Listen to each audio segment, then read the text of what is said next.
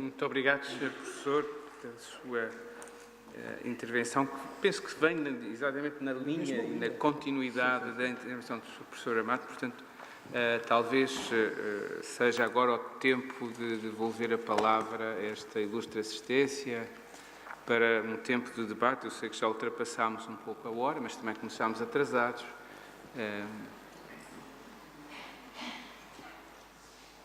Senhor Professor. Muito obrigado. Eu queria fazer uma pergunta. Muito obrigado. Eu queria fazer uma pergunta ao Sr. Professor Garcia Amado, porque não entendi exatamente qual o sentido da crítica que fez na interpretação histórica que nos trouxe aqui, muito desafiante, da posição dos professores e magistrados alemães no século XX e em relação ao seu compromisso, digamos, com o nacionalsocialismo. Porque me pareceu que o que se deduz da interpretação que nos ofereceu foi, ou é, de que o direito se reconduz à política, basicamente, à ideologia, que derradeiramente tudo é política, tudo é ideologia. E a própria crítica que é feita aos defensores, aos críticos, digamos assim, do positivismo normativista da Constituição de Weimar, no fundo reconduz-se a cairmos na alternativa do positivismo sociológico ou político. E eu pergunto se essa é de facto a alternativa viável e mais promissora e mais interessante ou para as sociedades multiculturalistas contemporâneas, e tendo em conta, digamos, que vivemos numa aldeia global e em que me parece instintivamente, porque não sou especialista nestas matérias, parece-me instintivamente que nós temos de encontrar um jus comune muito abrangente, um jus cosmopoliticum que vá bem para lá da redução do direito à política e da redução do direito à ideologia, que tem, evidentemente, o seu papel, mas que não podem pretender absorver a essência do jurídico. Eu aproveitava para tomar mais uma ou duas questões e depois temos que maximizar o nosso tempo. Mais alguma questão nesta fase? Temos outra questão. Eu sou juíza da primeira instância e ouvi críticas à ponderação, mas não há alternativa e, portanto, não vi qual é a alternativa à ponderação para se alcançar a justiça do caso concreto. E gostava de saber, portanto, qual é a alternativa. Muito obrigado, Sra. Conselheira. Aqui ao centro, na fila seguinte.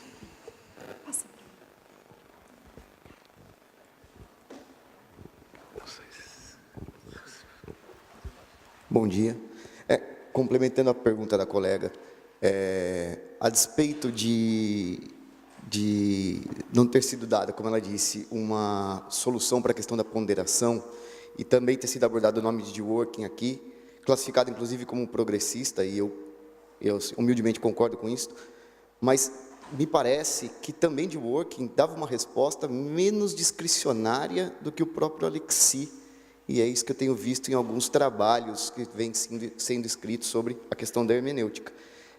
Quando ele fala da resposta aos supostos casos difíceis, a partir de uma ideia de integridade do sistema jurídico, afastando a possibilidade do magistrado, ao final, quando ele trata da ideia do juiz Hércules, né, afastando a possibilidade do juiz, ao final, fazer uma escolha discricionária do que seria o mais correto a ser aplicado, com base em valores, com base em conceitos meramente axiológicos. Eu sou um partidário das críticas do ativismo judicial, sim, e tem sido o meu objeto de estudo aqui na faculdade, mas ainda tenho certa dificuldade, com exceção, aliás, do trabalho que tem sido assim uma luz, é o trabalho de Vossa Excelência, professor Lamego, mas encontro certa dificuldade no direito público de respostas para essas questões. E me parece que a despeito da classificação da Data Work, eu vejo nele essa resposta da integridade do sistema de uma resposta certa. Queria saber a opinião dos professores. Obrigado. Muito obrigado. Não havendo mais nenhuma questão nesta fase, eu talvez desse primeiro a palavra ao Sr. Professor Garcia Amado e depois ao Professor Lamego para, enfim, comentar. Bueno, gracias por su atención y por las preguntas. Hay poco tiempo, trataré de contestar a lo que he comprendido de las preguntas, de contestar conjuntamente unas poquitas pinceladas. Deberíamos buscar unos acuerdos básicos y lo primero que yo propondría, el primer principio de un acuerdo básico sería el siguiente. Voy a los términos de mi conferencia. El derecho no es perfecto.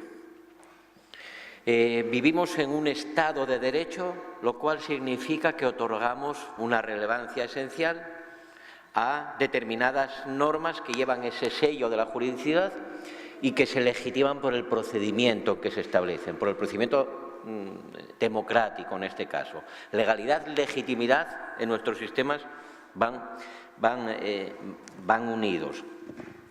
Bueno, pero tenemos que asumir que la norma positiva, desde la norma constitucional hasta la última norma reglamentaria, marca un campo de juego, es decir, pone límites, establece qué cosas no se pueden hacer, qué cosas sí se pueden hacer, pero dentro de un campo que deja libertad a los ciudadanos, al legislador y al juez para ir concretando.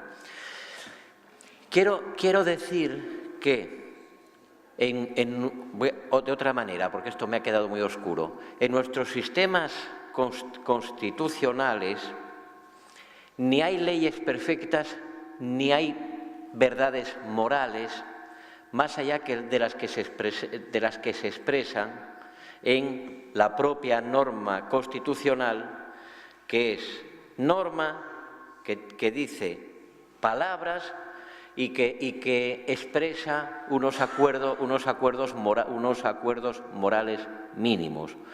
Dentro de eso, la propia Constitución habilita un sistema de juego, un sistema de convivencia donde las normas que gobiernan, que rigen esa convivencia, van siendo concretadas día a día en esa interacción entre el legislador, los tribunales y los ciudadanos. Entonces, no hay ningún problema. Usted mencionaba, yo creo que podemos estar de acuerdo, usted mencionaba las sociedades plurales, las sociedades multiculturales, etcétera. Bueno, cuanto más plural es una sociedad, más necesita precisamente una constitución liberal y social, eso no es contradictorio, que permita a cada modo de ser y de pensar estar, expresarse y convivir. Y lo más opuesto a ese liberalismo, a esa libertad, a ese dejar libertad dentro de un campo de juego, es pretender que el contenido verdadero de la Constitución es una moral densa, una moral objetiva, una consigna única sobre cuál es la vida buena y sobre cuál es la moral correcta.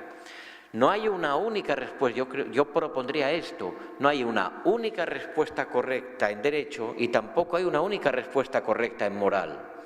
A efectos constitucionales, es decir, usted y yo podemos tener una gran divergencia en cuanto a nuestros ideales de vida y a nuestras convicciones morales, podemos tener muchas diferencias, pero nos une la posibilidad de vivir conforme a ellas en la Constitución, en un sistema judicial que tiene que ir resolviendo los litigios, los pleitos que pueda haber entre usted y yo, pero sin negarnos a ninguno la ciudadanía,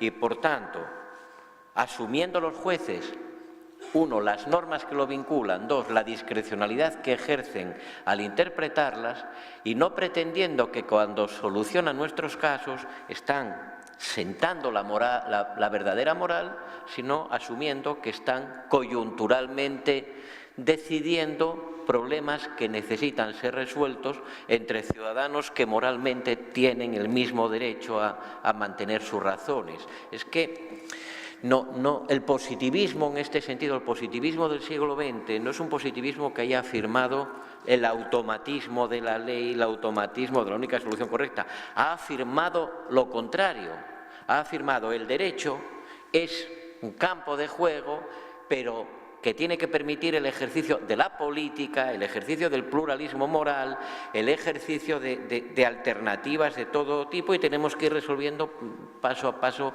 las cuestiones. ¿Cuál es la alternativa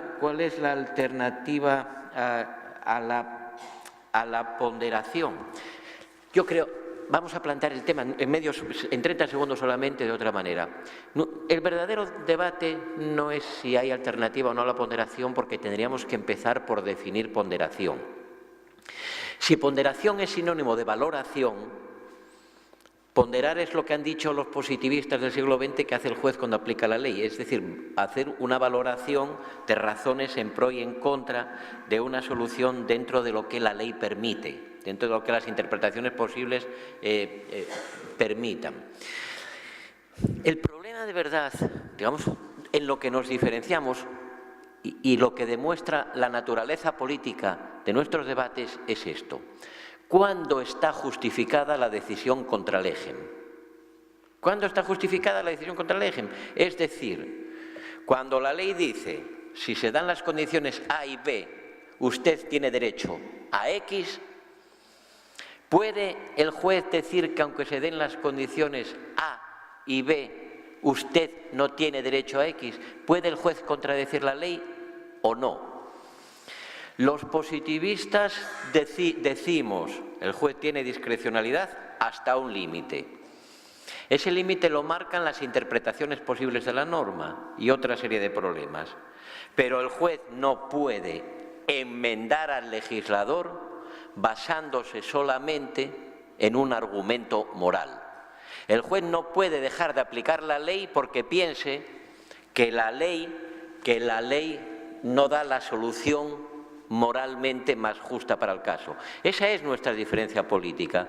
Los positivistas defendemos el Estado de Derecho democrático y, por tanto, el producto de la democracia, que es la ley, aun con sus imperfecciones, mientras que los ponderadores de tipo alexiano lo que nos dicen es que cuando haya buenas razones morales para inaplicar la ley, el juez debe inaplicar la ley en nombre de esas razones morales. No tengo tiempo para extenderme en la cuestión que sería ahora aquí fundamental y que tiene que ver con la discrecionalidad, que era la otra pregunta. Yo creo que el tema de la discrecionalidad está sesgado, está mal planteado desde Dworkin. Porque lo que los dworkinianos dicen es que si el juez ejerce discrecionalidad, le estamos dando al juez la potestad, el poder para decidir cada caso arbitrariamente. Entonces, Dworkin dice, puesto que el juez busca la solución correcta, tenemos que asumir que la solución correcta existe. Eso es como si le dijéramos a alguien, puesto que los seres humanos buscamos a Dios, Dios existe. No, el que el juez de buena fe busque la solución correcta no es prueba de que la solución única correcta exista. Y el que los seres humanos busquemos a Dios no es prueba de que exista Dios.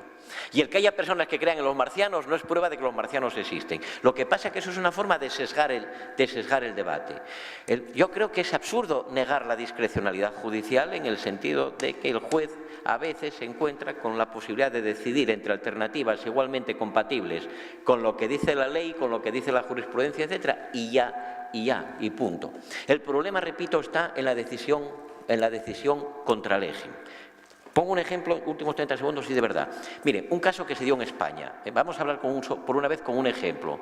La ley de trasplantes en España prohíbe la donación de órganos o partes de órganos por menores de edad. Un menor de edad no puede donar un órgano o una parte de un órgano. ¿Sí? Esto se entiende, ¿verdad? Bien.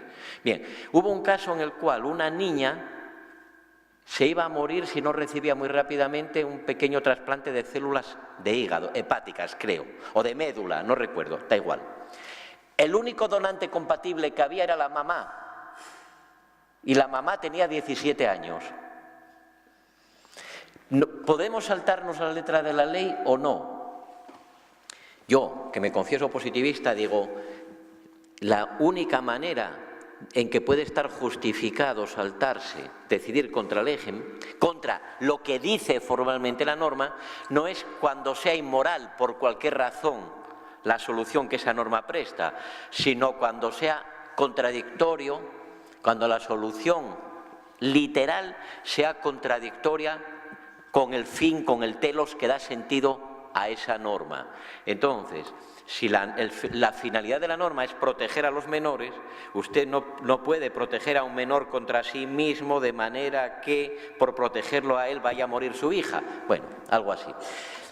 El ejemplo contrario, en 2 palabras, el ejemplo en el cual, por una pura consideración de moral ajena al telos de la norma, un tribunal constitucional se carga, elimina medio derecho civil. Mire, la Suprema Corte Mexicana, haciendo control abstracto de constitucionalidad, dijo que era inconstitucional el sistema de divorcio mexicano.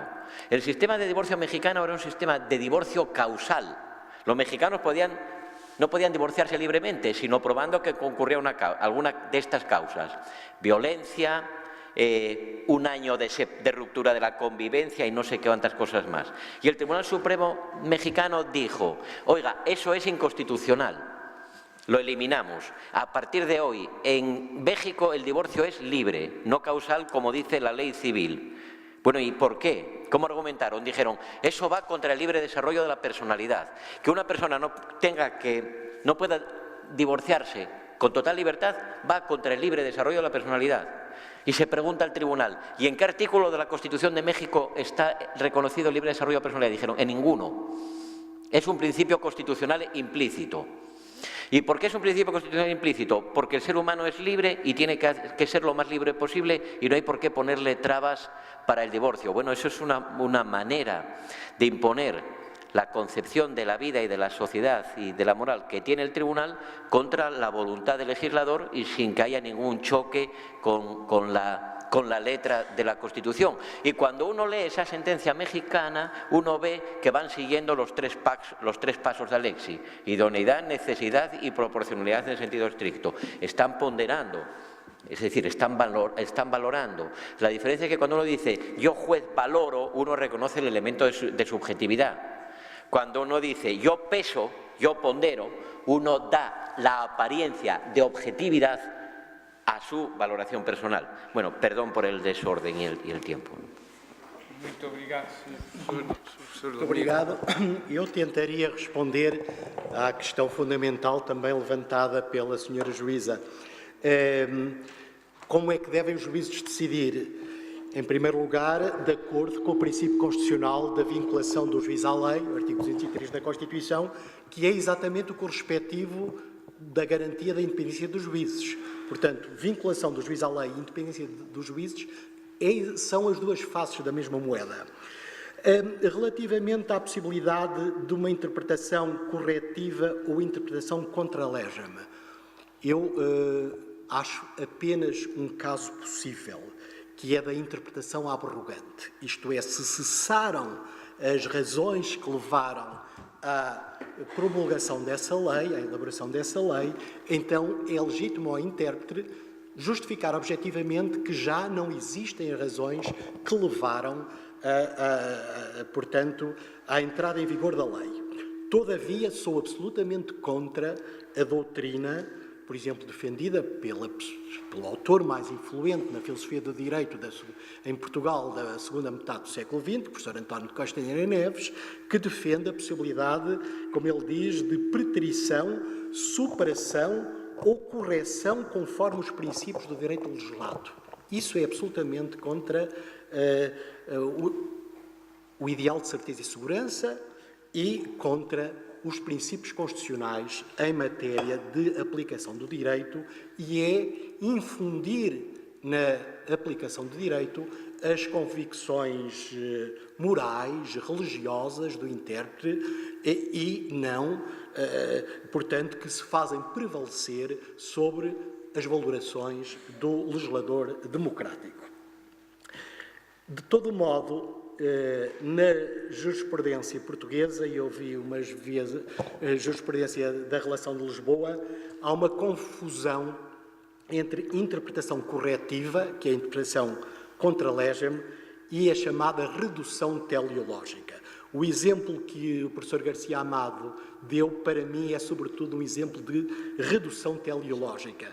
E aos estudantes de mestrado eu convidava, é a figura metodológica mais mal estudada na nossa metodologia jurídica, é a redução teleológica. Eu convidava um estudante de mestrado que elaborasse uma pequena dissertação sobre o que é a redução teleológica, que é muito diferente da interpretação corretiva. O juiz pode abdicar de ponderação a uma margem de discricionariedade. Os grandes autores positivistas, em primeiro lugar, Kelsen, que em matéria da doutrina de interpretação está muito mais próximo, até se calhar da Escola de Direito Livre e da jurisprudência dos interesses, do que propriamente do formalismo interpretativo da Escola de Exegese e depois da jurisprudência dos conceitos. Há uma margem, ou Hart, que fala de discretion, mas, todavia, quando nós falamos de ponderação, pelo menos na filosofia e na teoria de direito, ponderação é um método de raciocínio prático na filosofia. E o juiz moderno, e aí louvo-me na lição de Max Weber, que eu aconselho a todos os estudantes de licenciatura e de mestrado, leiam um pouco de Max Weber. O juiz moderno não é um juiz prudente, não é o jurisprudente, não é alguém que tenha faculdades, não é o Salomão da justiça salomónica. Desculpem os senhores juízes, porque isso não tem qualquer sentido pejorativo, é uma terminologia sociológica. O Max Weber diz, no sistema jurídico moderno, de base legislativa e codificada, o jurisprudente, ou o juiz, transforma-se no juiz, no burocrata da aplicação do direito. Isto não tem nada de pejorativo, quer apenas dizer que é mais jurisciência, o conhecimento do direito e vinculação à lei, é isso que se exige ao juiz, mais do que especiais qualidades morais ou discernimento prático, porque isto, a ideia de ponderação está inserida numa longa tradição que vem desde o modelo de raciocínio prático ou deliberativo que o Aristóteles desenvolve, sobretudo no capítulo 5 da Ética a Nicômaco, até às doutrinas da Tópica e às doutrinas do Alexi. Portanto, são temas estritamente filosóficos. Mas eu, apenas para fechar e de modo muito resumido, o juiz, a modo de aplicação do direito nas sociedades europeias continentais deve ser pautado pelo princípio da vinculação do juiz à lei. É óbvio que há ponderações, por exemplo, na aplicação de uma medida de coação, o impacto do crime no meio social, é óbvio que o juiz tem de ter aí uma sensibilidade social, sensibilidade aos valores sociais, às percepções, e louvo-me no que disse recentemente, a propósito de uns acórdãos polémicos da relação do Porto, do que disse o senhor Presidente do Supremo Tribunal de Justiça. Disse que os magistrados não podem viver numa torre de marfim. Devem perceber as evoluções de representações sociais da sociedade. O que não quer dizer, ou é exatamente o contrário de dizer, os magistrados devem infundir as convicções ideológicas, morais ou religiosas no processo de aplicação de direito. Os juízes têm diversas representações sociais numa sociedade plural e democrática e, portanto, a base comum é a lei, Obviamente, a interpretação é sempre condicionada por mundovisões, mas tanto quanto possível num Estado democrático de direito, a aplicação da lei deve ser pautada pelo princípio de vinculação, que é um princípio até com dignidade constitucional, mas mesmo que não estivesse expresso na Constituição, é um princípio estruturante do Estado de Direito e corresponde também à cultura institucional das magistraturas, vinculação do juiz à lei. Depois, muito brevemente, eu veria com alguma dificuldade a transposição do Orkin. É um autor interessante, até porque escreve de maneira muito elegante. É um autor que a maior parte dos juristas escreve com um estilo pesado. Kelsen escrevia mal, não, são autores pesados. O Orkin é um homem que lia muito, faleceu em 2013, e é um autor muito elegante. Mas nós não podemos transpor teses metodológicas de uma cultura de common law para uma cultura de direito continental, para uma cultura jurídica de direito legislado e codificado. E aquela ideia da chain novel, de uma novela em capítulos, em que o direito é escrito a 4 mãos, não colhe, não sei se colhe no direito norte-americano, não conheço devidamente para responder. Agora, não colhe de modo nenhum no direito continental.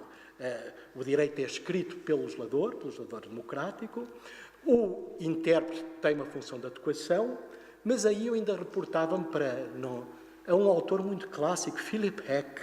Diz assim, bom, o legislador deve uma obediência à lei, o juiz deve uma obediência à lei, não uma obediência cega, mas uma obediência inteligente, uma obediência pensante. Agora, há casos em que o juiz deixa de ser um servo da lei e passa a ser um legislador substituto, que é o caso do preenchimento das lacunas, que é um desenvolvimento praeter legem. Mas, repito, o grande princípio metodológico é a vinculação do juiz à lei. E eu afirmo isto, polemicamente, contra a tradição mais notável e filosoficamente mais rica da metodologia jurídica da segunda metade do século XX, que é a Escola de Coimbra, o professor António Castanheira Neves, o professor Pinto Bronze, eventualmente o professor Batista Machado. Estou em completa oposição a essas orientações metodológicas. Muito obrigado, Sr. Professor. Não sei se ainda temos tempo para uma última questão, mas eu penso que estamos no meio-dia, quase, estamos atrasados em relação ao horário. Só há apenas mais uma, Sr. Presidente, ou não? Eu dava tempo para uma questão, porque temos 5 minutos para o meio-dia e talvez terminarmos ao meio-dia. Claro, não é obrigatório estas coisas.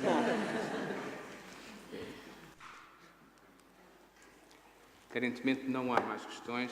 Eu queria só agradecer o convite que me foi feito para moderar esta mesa de ilustres conhecedores do tema, que eu não sou. Eu sou um humilde juiz conselheiro do Presidente do Tribunal de Contas português, que tem também questões de aplicação do direito difíceis, não são fáceis. Provavelmente a ponderação dos efeitos das decisões dos juízes na vida das pessoas, das instituições e das empresas é alguma coisa que nós ganharíamos em ter também presente, sem com isso fazermos uma interpretação criativa, não é? Porque estamos de facto vinculados à lei, mas temos que agir de acordo com aquilo que é também o impacto da decisão que tomamos. E não sei se aí estamos a fazer uma interpretação que vai contra a lei, mas seguramente que, do meu ponto de vista, não podemos deixar de observar o contexto em que aplicamos a lei enquanto magistrados. Foi para mim um dia de aprendizagem muito grande. Muito obrigado pela lição que nos trouxeram. E uma homenagem também a quem organizou este colóquio, ao Sr. Professor Menezes Cordeiro, ao Sr. Professor Charles Machante, que felicito vivamente. E a todos uma boa continuação de trabalho, e passo agora o painel ao Sr. Juiz Desembargador Paulo Guerra, que presidirá uma sessão com o Sr. Professor Dr. Manuel Carneiro da Frade e o Sr. Professor Dr. Charles Machante. Muito obrigado e muito bom dia.